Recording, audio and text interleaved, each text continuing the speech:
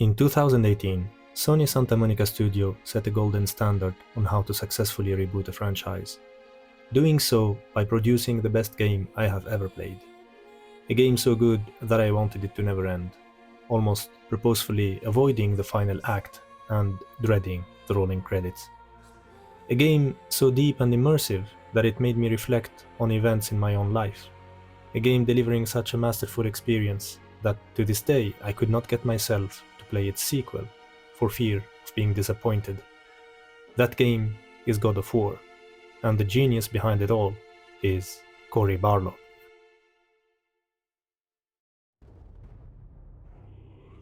God of War, first of its name, was released by Sony Santa Monica Studio in 2005 on PlayStation 2. According to its creator, David Jaffe, it was an Onimusha taking place in Greece instead of Japan, with adult themes such as sex and violence sprinkled on top. The game was both a critical and commercial success, and its main character Kratos became an icon for generations of young players. You would be tempted to think that the reason behind his appeal was his muscular appearance and extremely violent style of combat, but you would be wrong. The genius writers at Santa Monica Studio created a surprisingly deep character in Kratos. As you slowly uncover the betrayal and personal trauma behind his relentless pursuit of vengeance against the Greek god of war Ares, you simply cannot help but bond and care for him. Building on that solid foundation, Sony Santa Monica Studio created 5 more console games from 2007 until 2013. The games were extremely successful. The gameplay and theme stayed consistent with the original formula. At the end of God of War 3, which was released in 2010, Kratos wins his battle against the Olympian gods by killing Zeus, his father. But ridden with remorse, he seemingly sacrifices himself to allow hope for mankind. This meant that in theory, God of War 3 should have been the last installment of the franchise based on Greek mythology. Unfortunately, it was not. 3 years later, God of War Ascension was released, and far from disappointing, it was objectively a very good game. The problem, however, was that the audience was growing tired of the same mythology and gameplay. Despite the relative commercial success of the game, it was clear that the masterminds at Sony Santa Monica Studio needed to rethink their formula if they wanted to keep the franchise alive.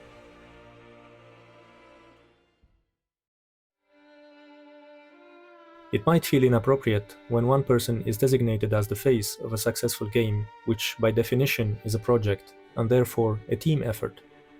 While a project cannot be completed without everyone doing their part, success, meaning delivering a product at such a level of quality that you can only praise it, is usually due to individuals. Individuals who own the original vision of the project and have the tenacity to drive it through the finish line. In my experience, the difference between a completed project and a successful project boils down to who is at the helm. And this is especially true for artistic projects, like video games. In the case of God of War, Cory Barlog was at the helm. Would God of War exist if Cory wasn't the director? The answer is probably yes. Would God of War be at such a level of polish and perfection, so much so that it won the Game of the Year award without Cory Barlog? My answer is an unapologetic no. And if you are not convinced by my answer, I invite you to watch the talk Cory Barlog gave at GDC 2019. Throughout his talk, he never missed a chance to praise his team and the incredibly talented people he worked with. And to be clear, you need incredibly talented people to deliver an incredible game. But I couldn't help but feel that he was behind it all. He had that vision, he had that drive, he pushed it through the Sony decision makers. He directed the game, he presented it at E3. If the game had failed, he was going to be the face of that failure and carry that cross for the rest of his career. His career would probably be over. He stuck his neck out and committed to deliver an amazing game. The genius of Cory, in my opinion, is in the way he seamlessly and almost naturally reinvented the God of War franchise instead of just rebooting it. He understood that the teenager who enjoyed playing God of War back in 2005 has grown into a family man with a different outlook on life and a different set of expectations on video games. So to satisfy this core fanbase, he needed to keep Kratos. But in order to satisfy and expand the audience, he needed to evolve both him and the setting.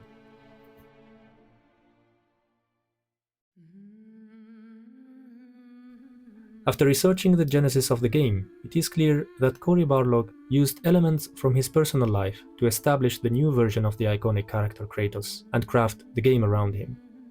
Mirroring the evolution of the franchise's fanbase, Kratos has visibly aged and is now a father. He can still be relentless and violent in combat, but with a much more controlled rage. He is no longer destroying everything standing in front of him. Rather, he is now obsessed with doing things right and setting a good example for his son, Atreus. As opposed to the younger Kratos, violence is a means, no longer an end. To emphasize that evolution, Kratos is now wielding the Leviathan axe, which enables new gameplay possibilities and a different, more deliberate style of combat. But most importantly, it makes us forget about the rage-filled Kratos with his blades of chaos, at least momentarily. Finally, to make the rupture with the previous games, the Greek mythology is now replaced with the Norse mythology. Kratos is still struggling with the demons from his past, but his immediate threats are the Asgardian gods. Most critically, to pave the way to potential sequels, Cory had to ensure that the audience bonds and identifies with the characters. Thus, he made the game more character-centered than story-centered.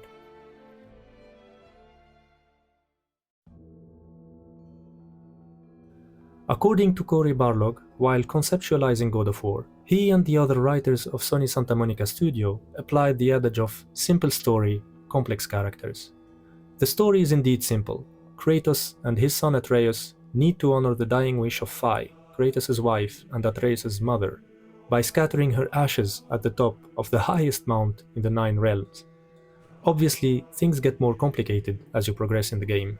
But because of the relatively simple story, the players are able to focus on the characters, to appreciate their motivations and internal struggles, and to understand the complex relationship between them. On one end of that relationship, it is clear from the very first scene of the game that Kratos is trying to hide his grief, his past, his rage, and his godly nature from his son, leading him to unwillingly build a barrier between the two of them. It is also very clear that he cares about his son, since he reverts to his former self, the enraged Kratos, to protect him when Baldur, one of Odin's sons, first appears. This is later reinforced when he unearths his blades of chaos to again save his son's life. The game does not clearly establish the link between Kratos' behavior and his past trauma, but if you have played the original God of War game, then you know that he killed his wife and daughter after being misled and betrayed by Ares, the God of War he ends up replacing on Mount Olympus. Ironically, the new Kratos learns to use the rage and weapons that once caused him to lose his previous family as a last resort to protect the only relative he has left. And that starts the process of him accepting himself, understanding that his past will always be there, and that it is up to him to use it in a better way to positively affect his present reality. On the other end of the relationship, Atreus is struggling to mourn his mother while trying his best to meet the expectations of his imposing father. Like the child that he is, he seeks the recognition of his only parent, motivated by his desire to be finally acknowledged for his abilities and deeds, to be accepted by his father as a partner rather than as a burden.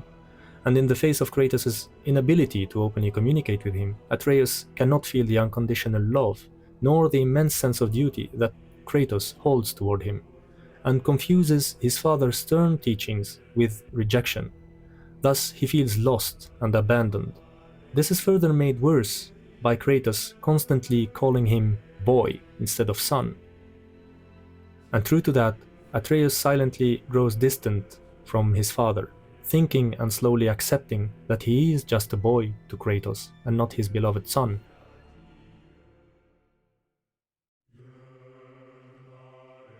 As the events of the game unfold and as Kratos accepts the inevitability of his true nature and his past, the two slowly open up to each other. Cory Barlog did a great job in using the video game medium to convey the complexity and the evolution of the relationship between Kratos and his son in a masterful manner. Important exposure scenes usually happen after an intense boss fight, and are followed by relatively calm gameplay. This is done deliberately so that you, the player, have the time to reflect and take in what happened. This act of balance is beautifully executed throughout the game, and witnessing the relationship between Kratos and Atreus unfold is simply fascinating. As you can understand by now, the key themes of God of War are family and acceptance of oneself and others. Depending on your age and your own personal experience, you might identify with Atreus or Kratos, or both maybe, like me. As a son and a father, this game made me rethink my childhood and reassess my relationship with my parents and my children. Playing this game and understanding the characters was both captivating and, in a surprising way, therapeutic.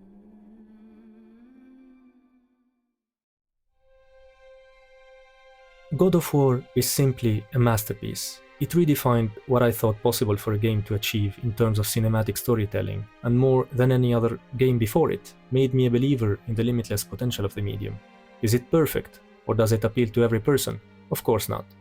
And so are every other masterpieces like the Mona Lisa painting or the Godfather movie.